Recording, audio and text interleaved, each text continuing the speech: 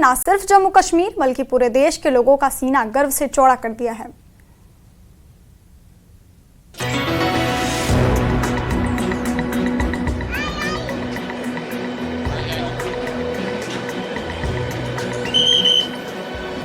दुनिया के सबसे ऊंचे रेल ब्रिज से ट्रेन के रियासी रेलवे स्टेशन पहुंचते ही लोग जश्न में डूब गए और एक दूसरे को मिठाई खिलाकर बधाइयां दी।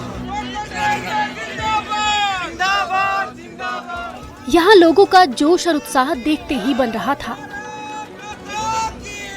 बहुत ही खुशी का माहौल है हमारे लिए, बहुत ही ज़्यादा खुशी है हमारे रियासी के लोगों के लिए भी। दुनिया का सबसे जो ऊंचा रेल पुल जो बना है उसके ऊपर से ट्रेन गुजरी है, तो बहुत ही ज़्यादा खुशी है। आज आप देख सकते हो कि डब्बे भी काफ़ी ज़्यादा आए हैं, 7-8। रियासी की जनता की आंखों में आज आंसू है और वो आंसू खुशी के हैं। हम धन्यवाद देना चाहते हैं प्रधानमंत्री जी का, धन्यवाद देना चाहते हैं रेल मंत्री जी का कि जो लॉन्ग पेंडिंग डिमांड थी और रियासी की जनता दशकों से जिस दिन का इंतजार कर रही थी वो आज दिन आ गया है। सक्सेसफुल ट्रायल जो है इस USBR प्रोजेक्ट का हो चुका है। जम्मू में चिनाब नदी पर बनी दुनिया की सबसे ऊंचे आर्च ब्रिज पर ट्रेन का ट्रायल रन सफल रहा। गुरुवार को ट्रेन पूरे बोगियों के साथ दुनिया के सबसे ऊंचे रेल ब्रिज से होते हुए रियासी रेलवे स्टेशन पहुंची।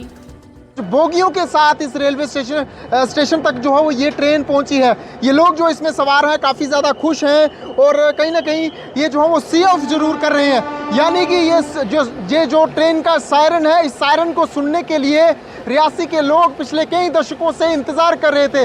चिनाब ब्रिज पेरिस के एफिल टावर से भी ऊंचा है। इससे पहले 16 जून को ब्रिज पर इलेक्ट्रिक इंजन का ट्रायल हुआ था।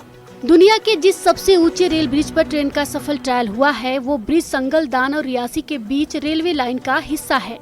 ये दुनिया का सबसे ऊंचा रेल पुल जो है वो बनकर के तैयार हो चुका है। ट्रेन लगातार जो है वो रन कर रही है। संगलदान रेलवे स्टेशन से होती हुई ट्रेन जो है वो इसी दुनिया के सबसे ऊंचे रेल पुल से जो है वो गुजर कर रियासी रेलवे स्टेशन तक जो है वो जरूर पहुंच रही है। बताया जा रहा है कि अब ट्रेन के ट्रायल लगातार किए जाएंगे। ट्रेन सेवा शुरू होने पर श्री माता वैष्णो देवी जी के दरबार आने वाले श्रद्धालुओं को भी फायदा होगा। खबर है कि 10 जुलाई तक प्रधानमंत्री नरेंद्र मोदी खुद आकर इस रेल सेवा का शुभारंभ कर सकते हैं। न्यूज़ 18 JKLH के लिए रियासी से करणदीप सिंह की रिपोर्ट।